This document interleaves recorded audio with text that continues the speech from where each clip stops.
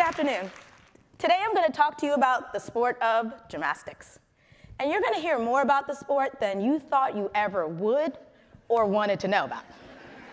But I'm going to tell you this. If you watch the Olympics next summer, you're going to be able to impress your friends and family with your knowledge of the sport, and you're going to know why. That 13.666, what does that mean? You'll be able to tell your friends what that means. So, as they kind of told you in introduction, I was the first black gymnast to ever attend the University of Georgia.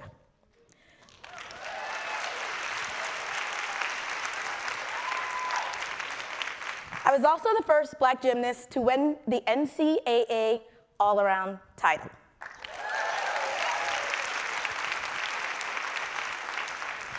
I am a brevet-rated judge, so I've been involved in this sport as an athlete, a coach, and an official. So I've seen it from every angle. Today we're going to talk a lot about diversity within this sport. So, where does it start? Actually, before I say that, let me say this. I am the head coach at Fisk University. Now, Fisk University is the first historically black college and university, or HBCU, to add the sport of gymnastics. Now, this is significant for a lot of reasons, but one being that it occurred on the 50th anniversary of Title IX. So I want you to think about that. It took 50 years for an HBCU to add this sport. Now, I've been asked why I think that is, and there's several different reasons, but the one that I heard that was really kind of sad is that they believed that gymnastics was a white sport. So let's talk about how it begins. How do a young child, a 3-4-year-old, make it to the Olympic Games? So we start in the developmental level. And USA Gymnastics has 10 levels within the developmental program. 1 lowest, 10 highest. Levels 1 through 5 are compulsory levels, meaning they have the same routine, everyone does the same thing. If any of you have kids that do gymnastics and you've been to a compulsory meet, I'm sure you are so excited about going every time. Because you get to watch the same routine from every single child in that meet. Levels 6 through 10 are optional levels. So the coach and the judge can make up the coach and the gymnast can make up any routine they want, as long as it fits within the framework of that level. Now, the thing is with the developmental level is that no matter what, you cannot get above a 10.0. That is it. And you can do every difficult skill there is in the book, but it's still going to start from a 10.0. And that is different from the elite level. So, we talk about the 10.0, perfection. That is what we all strive for. That is why we go to practice every day, because we want to get that 10. And so as soon as we step on the floor, and look, I can still do it, salute. We salute the judge, we step on the floor, we start our routine, and the judges start taking deductions. 0.05 for a flex foot, 1/10 for a step, 0.5 point for a fall. We try to get as close as we can to that 10.0. But we realize getting there is probably, maybe it'll happen sometime in our lifetime. I got close, 9.9.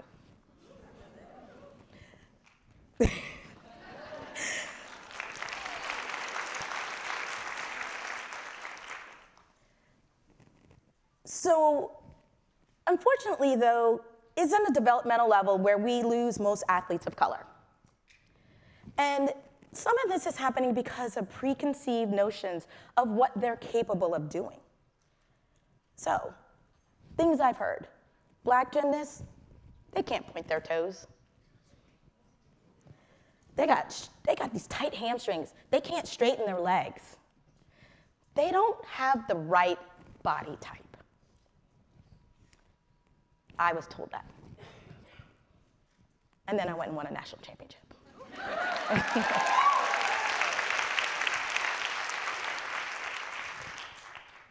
So how is it that we can keep these athletes in the sport.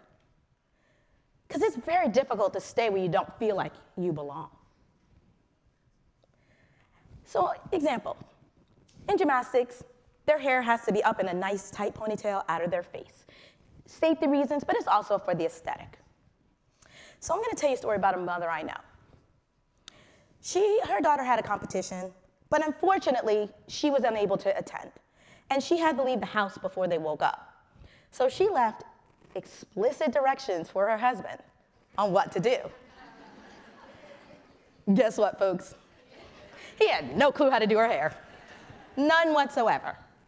So he brought her to the competition, went over to her coach and said, "Could you help?"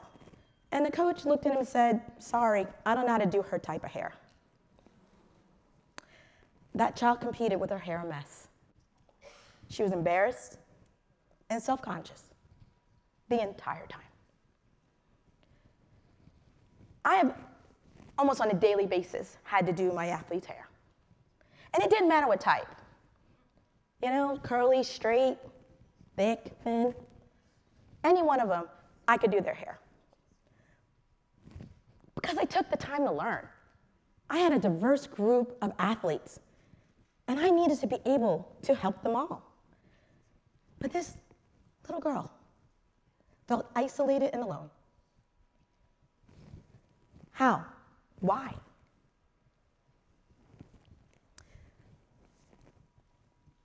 It also happens within the judging universe. So, because now I want to say this. Most judges are amazing and do a great job at what they do.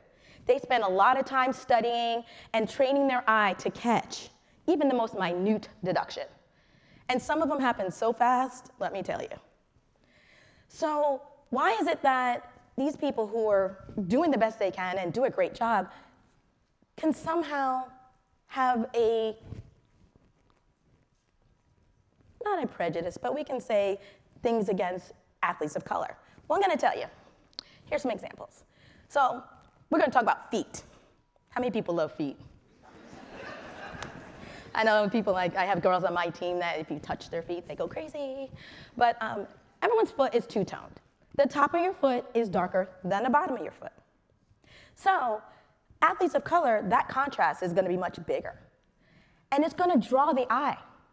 So there's a trick of the eye, and it's going to appear as if an athlete of color isn't pointing their toes. Or if both of them are not, it's going to stand out more. Also, athletes of color tend to be a little bit more muscular. And so we all know a nice muscular leg, whether it's your quad, your hamstring, your calf muscle, it's going to be slightly rounded. So a straight leg may not look straight if there's a curve to it, yet the leg is straight. So these athletes are getting deductions that maybe their counterparts aren't. I've heard coaches say to a parent, "Your daughter will never score as high as this child because they can't straighten their legs." Why do you keep your kid in the sport if you hear that? Why do they want to be in the sport? We need to change the narrative. Now, I want to talk to you about being the only one. If you were to talk to most of my athletes at Fisk University, they would tell you that they're either the only one or one of the only athletes of color on their team. And this can have a profound effect with such small things. So I'm going to talk to you about a gymnast I had. She was 10 years old, and she was the only black gymnast in her group. And one day at practice, she was just really upset. So I finally got her to open up to me and asked her what was wrong.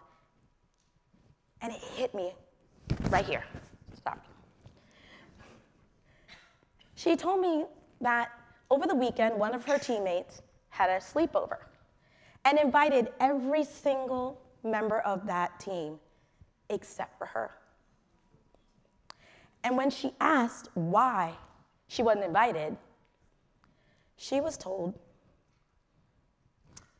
"I can't have black people sleep over my house." She quit.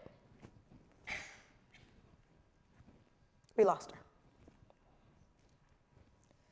Unfortunately, there's no known statistics about why the athletes of color, the numbers go down as the levels go up. There's nothing been done. And so is it normal attrition or is it something else? So we're going to talk a little bit about elite rules. So this is where all of you that wanted the Olympics, this is where you want to take notes. Okay, being an elite gymnast is important because you need to be an elite gymnast in order to be on the US national team, the world championships, the Olympic team. But being an elite athlete is more than just talent because it takes a physical, mental, and emotional toll on one. Those that saw the last Olympics and how Simone Biles had, a mental block and everybody was like shocked and where'd that come from? It is very difficult. Because it is said that being an elite gymnast is like having a job. Because they work out 30 to 40 hours a week, 5 to 6 days, and anywhere from 5 to 7 hours a day. Does that sound familiar to any of you guys? Now, if you were to see the most recent World Championships, you would have seen that the top 3 all-arounders were Black. That was historic, by the way. It had never happened before. But it happened last year at the US Championships as well. So history is being made year after year. So why is it that it seems like maybe the elite rules benefit athletes of color? Well, as you remember I said, in the developmental level, a 10-0 is the best you can do. No matter how many skills you have, the 10-0 is the best you can get. Well, in elite rules, that's not the case. Sky's the limit there. So there's 2 parts to the elite scoring system. You have an E for execution, and the execution is based on the 10.0, similar to what you see in the developmental level. It's the D that's great, because the D score is for difficulty. So every skill is given a letter, and every letter is given a value. So an A is 0.1, a B 0.2, and so on. So currently, the highest rated value skill is a J, or 1.0. They then take the top 8 skills in the routine and add them together. So in theory, a gymnast can have an 8.0 D score. In reality, the highest one was a 6.8 in this most recent World Championships. So how does it benefit athletes of color? Well, guess what? If your D score is high enough, the fact that you can't straighten your legs or point your toes is not going to have the same effect. It is not going to hit them as hard. And so athletes of color are able to use their strengths to their advantage. They're able to use their strengths to overcome those deductions. Now, I've always hoped that I would be a part of the solution when it comes to bringing this issue to light, diversity within our sport. And it is super important, and believe it or not, the college world is an area where being an athlete of color has been a positive. It was one of the first arenas in which Black gymnasts were able to shine. It is one of the first arenas where multiple Black gymnasts were national champions.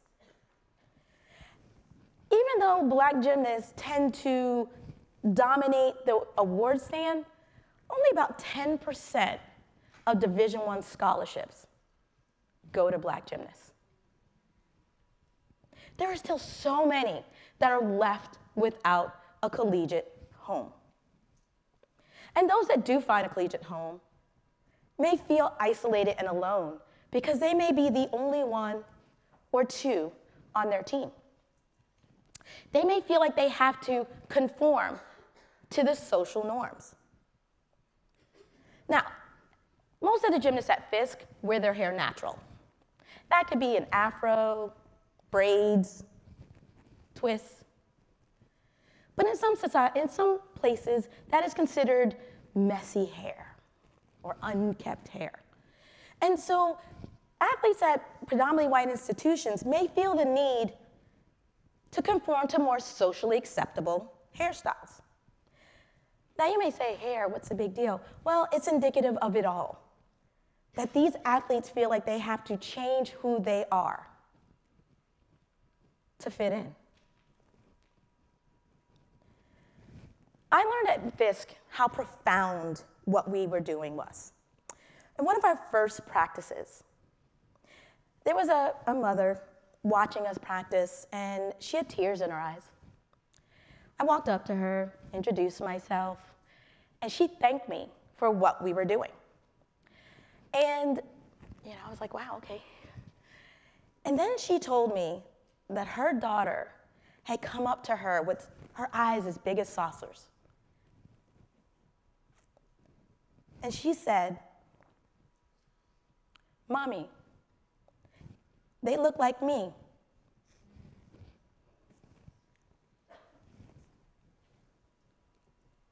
She then told me that she was the only black gymnast in her group. And she felt so alone as she was ready to quit. By the end of that workout, she came up to her mom in a big smile and said, Mommy, one day I'm going to Fisk and do gymnastics. She's still here.